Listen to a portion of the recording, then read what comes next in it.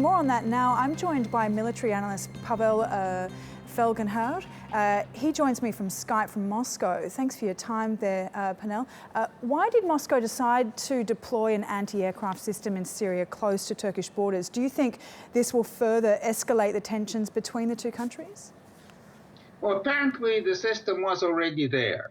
Now we just simply announced that it's there, but there have been snapshots made by correspondents who were on a tour of the Russian base, which saw some elements, some radars from that S-400. So apparently it was already deployed. Now it's officially deployed to send the signal to Ankara that Russia is very serious and that Russia is ready, as the defense minister Sergei Shoigu said, to shoot down any targets it believes may potentially threaten Russian planes, which may mean actually maybe shooting at Turkish jets preventively. Okay, and how might Russia react if NATO goes ahead with its missiles program in East Europe? Well, that right now is kind of a long shot because, I mean, that right now they're just kind of preparing the grounds for those missiles. They'll appear there in several years. Right now, we have a real hot conflict on our hands. Of course, as you just said, Russia and officials say that they're not imposing sanctions on Turkey, but that means they're not imposing official sanctions. Unofficial sanctions have been imposed, the most possible severe sanctions. Basically, Russia has closed down all trade links with Turkey. Turkish goods are not right now welcome in Russia. They're just simply the customs officials are not doing the paperwork and turning them back.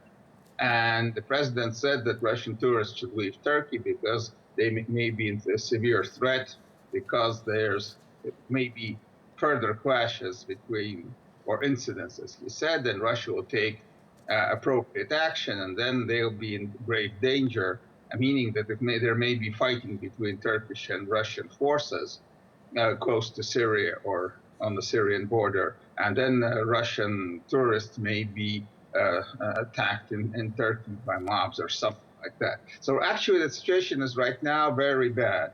I mean, talks about that it's going to kind of defuse on its own, I believe, are premature. So given the tumultuous situation at the moment, what can be done to ease current conditions between Turkey and Russia after the downing of the Russian fighter jet? Well, right now, my Russian officials say that Turkey must apologize to begin with and seek contacts with Russia. That Russia on its own will not contact much Turkey at all. Diplomatic contacts have been right now being scaled down. There, of course, the Russian foreign minister is not going to Istanbul. Summit in St. Petersburg has been called off. The Russian leaders, President Vladimir Putin, is very, very angry. And Russia is actually believes that Turkey attacked, stabbed it in the back, as the president said, and he's serious about that. So there's a possible, and of course there have been reports that Russia continues and maybe increased bombing raids on northern Latakia province, where the Turkomans live.